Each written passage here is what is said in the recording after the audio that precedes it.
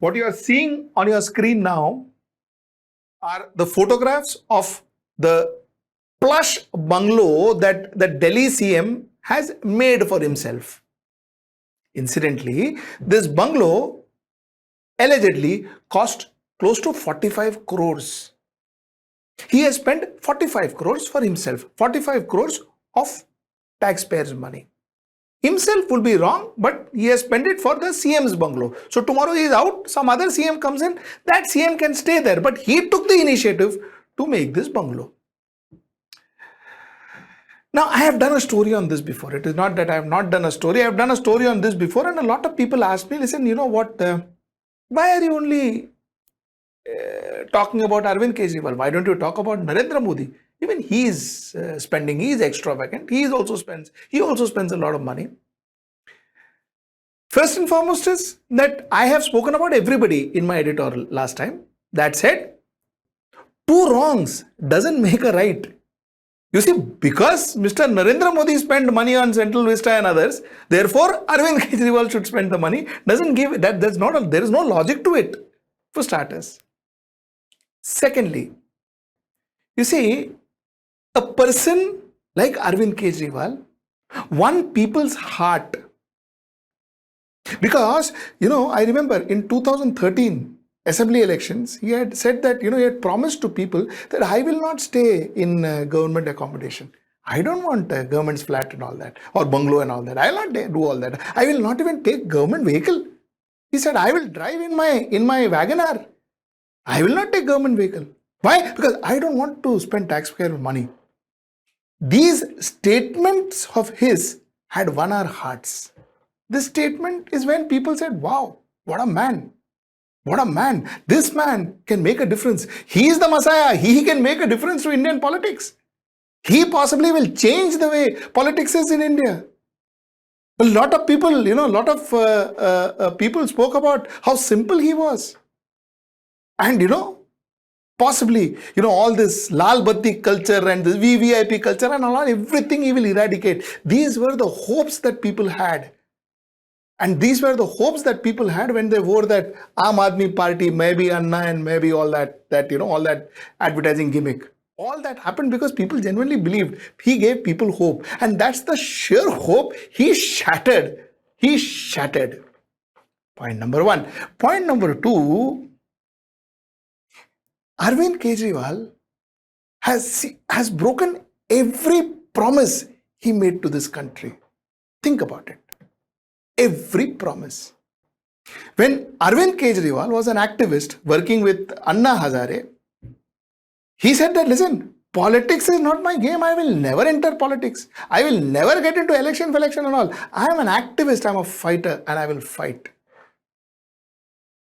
The very next year, he plunged into politics and he wanted to be the Prime Minister of India.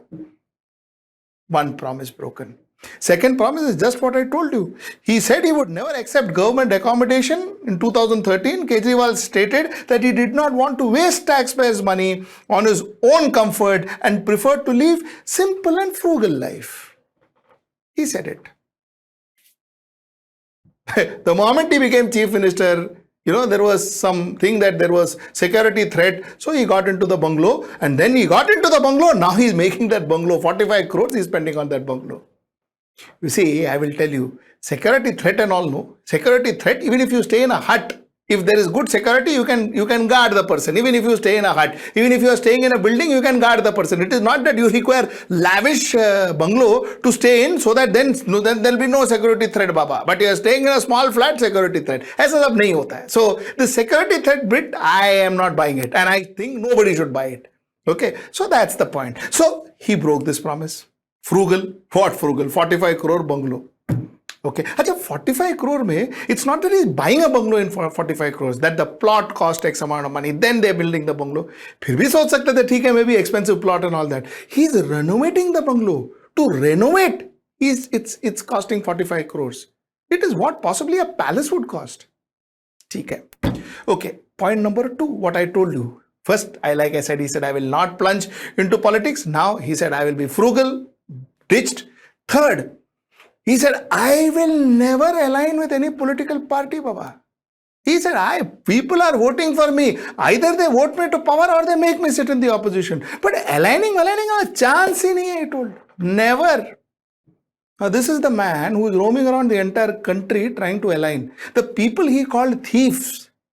He was the one man who almost called every politician, every businessman in this country thief. The same man is traveling from Kashmir to Kanyakumari trying to align, form union.